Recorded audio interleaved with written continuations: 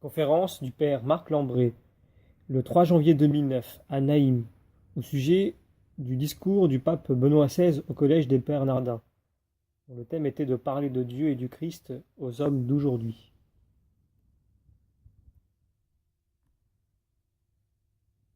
Nous pensons parfois que nos contemporains sont devenus indifférents à notre religion. Nous nous sentons perçus comme des martiens par les jeunes quand nous leur en parlons de réalités dont ils ignorent tout. Nous sommes devenus décalés par rapport à notre époque. Ainsi, nous éprouvons l'impossibilité de rejoindre les hommes aujourd'hui pour leur parler de Dieu et du Christ. Or, il nous faut leur en parler. À ceux qui se lamentaient, bien le discours du pape Benoît XVI aux Bernardins pourrait ouvrir une piste. Ce discours a surpris tout le monde. Le pape a rencontré des personnalités représentatives du monde de la culture en France. C'est un pari fort risqué. En effet, il n'était pas du tout évident a priori que Benoît XVI parviendrait à trouver l'oreille de ces personnes-là que l'on dit particulièrement déchristianisées, voire hostiles. Or, il a réussi à se faire écouter très attentivement, sans soulever ni protestation, ni contestation. Voilà qui est déjà étonnant. Mais plus fort, ce qu'il a obtenu, ce résultat, sans le secours d'aucune complaisance, et même en affirmant de façon très ferme et explicite les positions de cette doctrine catholique qui passe pour tout à fait discréditée dans notre monde moderne. En somme, il a vraiment dit ce qu'il avait à dire sans polémiquer ni donner lieu à polémique. C'est pourquoi je pense que son discours, sa manière de parler, mérite toute notre attention. Ce serait un grand bienfait si nous pouvions nous en instruire et nous en inspirer un peu pour nos propres pratiques. Donc, qu'a dit le pape et comment l'a-t-il dit ? Poser cette question toute simple fait apparaître aussitôt un premier fait étonnant. Dans ce discours, Benoît XVI a réussi le tour de force qu'il soit quasiment impossible non seulement de résumer sa pensée, mais même de la titrer. Après les salutations du visage, il commence en disant « J'aimerais vous parler ce soir des origines de la théologie occidentale et des racines de la culture européenne. » Logiquement, voilà le titre. Mais il n'est guère vendeur, c'est le moins qu'on puisse dire. Le pape continue en désignant le bâtiment monastique moyenâgeux où il se trouve. Ce lieu évoque-t-il pour nous encore quelque chose? Ou nous y rencontrons-nous qu'un monde désormais révolu? Cette question est bien proche de celle que nous nous posons souvent et dont j'ai fait mon sujet en commençant, n'est-ce pas? Alors, le pape ajoute, pour pouvoir répondre, il nous faut réfléchir un instant sur la nature même du monachisme occidental. Alors comprenons bien, son propos n'est pas de parler des moines occidentaux, bien qu'il en parle. Son intention n'est pas de s'en tenir à une analyse dans le registre de l'histoire, des idées et des institutions. Non. Sa pointe est plus loin. Il l'annonce clairement et curieusement, cela semble avoir échappé à la majorité des commentateurs. Sa méthode est ici une dialectique de type socratique. Il s'exprime dans une langue simple, bien que soignée, et conduit son interlocuteur pas à pas au fil des notations d'apparence anodine, pour déboucher sur des affirmations surprenantes, voire choquantes, mais qui paraissent soudain évidentes, tant elles découlent de ce qui précède comme d'une source claire. Ce processus de pensée explique que les auditeurs aient été quelque peu sidérés au sens littéral du terme. En effet, le pape les a menés à entendre des formulations stupéfiantes, comme si elles venaient d'eux-mêmes. Des affirmations prenant le contre-pied d'une certaine culture soi-disant incontournable avec laquelle il serait nécessaire non seulement de dialoguer, mais de composer. Or, le pape ici ne compose pas du tout. Il est tout aussi clair, net et précis que le cardinal Ratzinger de l'époque de la Congrégation pour la doctrine de la foi. Mais au lieu d'incarner le repoussoir d'un épouvantail antique, il apparaît en douceur comme l'ange de vérité du présent. Donc après l'introduction, le premier pas décisif, bien que d'apparence anodine, du discours est l'énoncé de cette évidence. Il faut reconnaître avec beaucoup de réalisme que la volonté des moines n'était pas de créer une culture nouvelle, ni de conserver une culture du passé. Leur motivation était beaucoup plus simple. Leur objectif était de chercher Dieu. Quaerere Deum. Que pourrait trouver l'auditoire à redire à cela? Les moines du Moyen Âge ne s'étaient pas rassemblés et fait moine pour créer une culture nouvelle, ni même pour conserver l'ancienne. Leur seul objectif était de chercher Dieu. Voilà qui serait difficile à contester. Or, dès qu'on a accepté ce premier pas qu'il serait impensable de refuser d'emblée, on est engagé dans un processus avec autant de force que de douceur, par une parole équilibrée et vraie, où s'avance la conclusion qui viendra inexorablement. Il n'y a pas de culture vraie, authentique, qui ne naisse du quaerere deum. Affirmation énorme que, jusqu'à maintenant, tout le monde a accepté sans réagir. Mais reprenons le fil du discours après ce que nous avons appelé le premier pas décisif. Derrière le provisoire, les moines cherchaient le définitif. Quaerere deum. Comme ils étaient chrétiens, il ne s'agissait pas pour eux d'une aventure dans un désert sans chemin, d'une recherche dans l'obscurité absolue. Donc ce qui revient à dire par contraposition logique que lorsqu'on n'est pas chrétien, chercher Dieu, c'est errer dans un désert obscur et sans chemin. Voilà déjà une énormité qui passe comme une lettre à la poste. Puisque le pape précise, Dieu a frayé le chemin, et ce chemin qu'il a préparé pour nous est sa parole dans le livre des Saintes Écritures. Ensuite, Benoît XVI développe une brève catéchèse sur l'Église à partir de la parole de Dieu.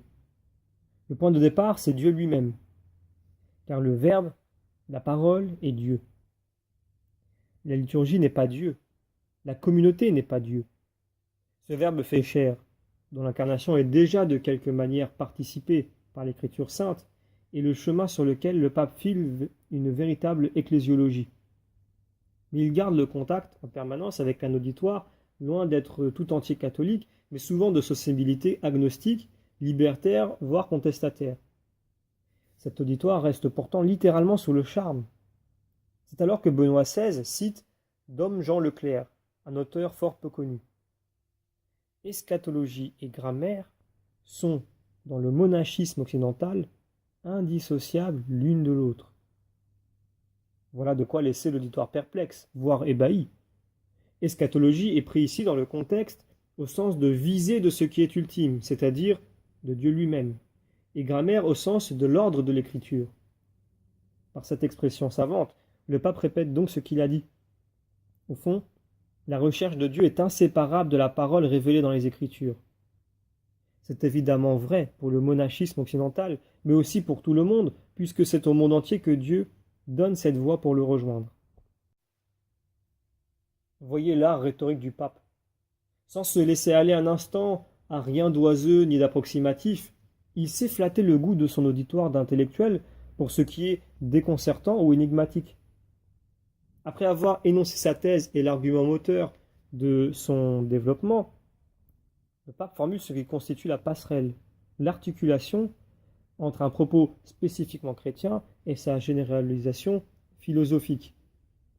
Il voit dans le quaerere deum monastique une forme particulière de l'attitude vraiment philosophique. Donc, regarder au-delà des réalités pénultièmes et se mettre à la recherche des réalités ultimes qui sont vraies. C'est là une façon de traduire dans le langage commun ce qui pourrait être refusé comme un langage de croyants. Le pape reprend ici en d'autres termes ce qu'il avait annoncé dès le début. Au milieu de la confusion de ces temps où rien ne semblait résister, les moines désiraient la chose la plus importante. S'appliquer à trouver ce qui a de la valeur et demeure toujours, trouver la vie elle-même. Derrière le provisoire, il cherchait le définitif. Il expliquait ainsi que l'intérêt eschatologique des moines ne devait pas être compris au sens chronologique du terme, comme s'ils vivaient le regard tourné vers la fin du monde, mais au sens existentiel. Maintenant, nous comprenons qu'en agissant ainsi, il réalisait l'aspiration de toute humanité rationnelle. Et aussi que cette aspiration ne doit pas être moins vive aujourd'hui qu'alors. En effet, la confusion des temps où rien ne semble résister est une formule qui peut s'appliquer aussi bien à notre époque qu'à la leur. Vient ensuite le thème de la parole qui, comme nous l'avons déjà noté, n'est pas un thème parmi d'autres. Le Verbe s'est fait chair, la parole de Dieu est l'unique chemin vers Dieu. Le pape y vient en parlant de littérature, et c'est là que la citation de Dom Jean Leclerc délivre toute sa pointe. L'ouvrage cité s'intitule l'amour des lettres et le désir de Dieu. Ce titre a peut-être d'ailleurs donné à Benoît XVI l'idée générale de son discours à un tel auditoire. Ainsi, il les rejoignait de plein pied dans un amour commun. Parce que lui aussi, Joseph Ratzinger, a depuis son enfance l'amour des lettres et de la culture. À partir de cette captatio benevolentiae sincère, il pouvait entreprendre de leur faire découvrir en eux-mêmes que l'amour des lettres, donc sous-entendu de la culture, était fondamentalement recherche de Dieu. Il montre comment l'amour de Dieu pour les moines et par conséquent pour toute la culture occidentale qui s'ensuit implique l'amour des lettres parce que la recherche de Dieu ne va pas sans l'écoute de la parole, qui ne va pas sans la lecture du livre des Saintes Écritures, qui ne va pas sans l'amour des lettres. Il explique ainsi que si notre culture occidentale s'est développée aussi magnifiquement dans l'amour des lettres et de la culture, c'est grâce à la recherche de Dieu qui a poussé les moines à la lecture du livre, donc le livre, la Bible. De là, il peut déduire que toute culture a pour racine, au-delà de l'amour des lettres, la recherche de Dieu. Au fil de ces développements, le pape multiplie les signes de connivence à l'égard de son auditoire d'intellectuels. Aux hommes de lettres, il parle de littérature, aux sociologues et militants associatifs de la communauté que nous formons, aux plasticiens et physiologues du corps et de la liberté du corps, aux musiciens et mélomanes de la musique. En effet, la parole qui ouvre le chemin de la recherche de Dieu est elle-même un chemin qui donne naissance à une communauté. Cette communauté de prière chante les psaumes, le chant est un engagement de tout le corps, et la musique est absolument nécessaire au chant. Le pape en profite pour remarquer que c'est de la liturgie de l'Église que va naître la grande musique occidentale. Il avait prévu d'ajouter une précision, figurant dans le texte remis à l'avance, mais qu'il n'a pas prononcée, peut-être pour éviter de choquer certains. Bernard de Clairvaux appelle la cacophonie, donc le mauvais chant des moines, une chute dans la région de la dissimilitude, expression que saint Augustin reprend à la tradition platonicienne pour signifier l'état de son âme quand il n'était pas encore converti. Cette région de dissemblance signifie que, quand on est loin de Dieu, on est loin de soi-même, on est proprement aliéné. En tout cas, nous voyons que saint Bernard prend la musique très au sérieux. Mal chanter n'est pas seulement faire des dissonances, c'est tomber dans la région de dissemblance.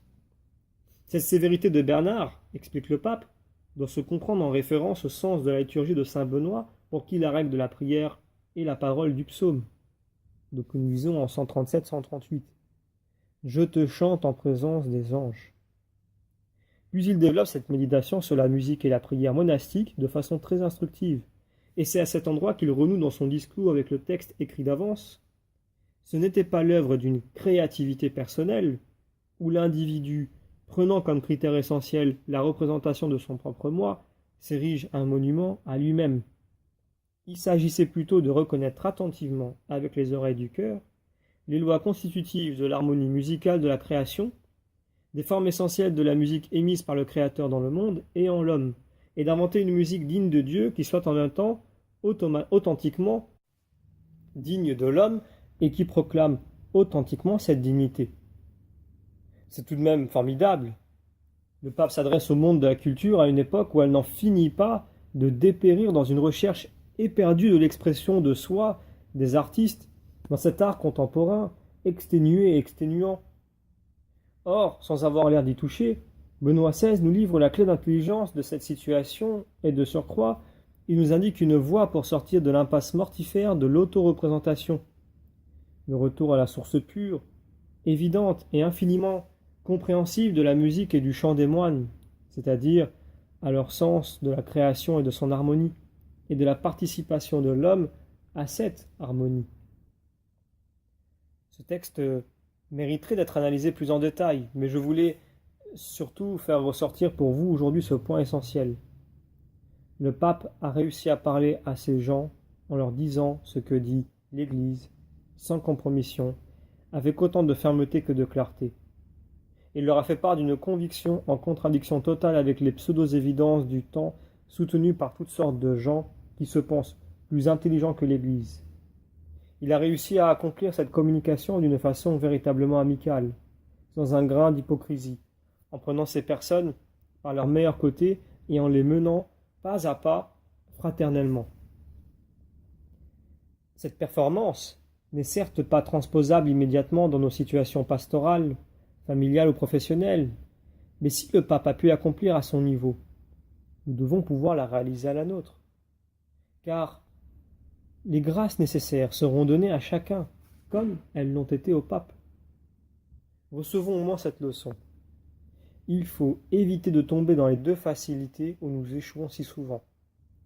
D'abord, la complaisance et le bavardage qui, sous prétexte de rejoindre les gens où ils sont, nous conduisent à abandonner les paroles claires, fortes et pures de la foi de l'Église. Et ensuite, la prétendue pleine assurance en Dieu dont nous nous justifions pour nous contenter d'asséner des affirmations souvent blessantes, dans un langage peu compréhensible et de manière arrogante. Tout cela ne fait aucun bien. Ce sont des facilités qui nous égarent et ne ramènent personne à Dieu. Si nous n'avons pas la capacité de parler à l'intelligence de nos interlocuteurs avec amitié et douceur, de manière à les amener avec la force propre de la vérité, à entendre ce qui est vraiment la foi de l'Église, abstenons-nous et efforçons-nous d'acquérir cette capacité. Pour progresser, justement, nous pouvons retenir deux indications principales dans le discours du pape. La première, c'est qu'il ne faut jamais s'éloigner de la parole de Dieu qui s'entend dans les saintes écritures reçues dans la fidélité de l'Église. Il n'est pas d'autre chemin que celui-là. Le deuxième, c'est qu'il faut toujours s'adresser à la raison des hommes. Nous avons en face de nous des êtres raisonnables, dont l'intelligence doit être rejointe par la parole.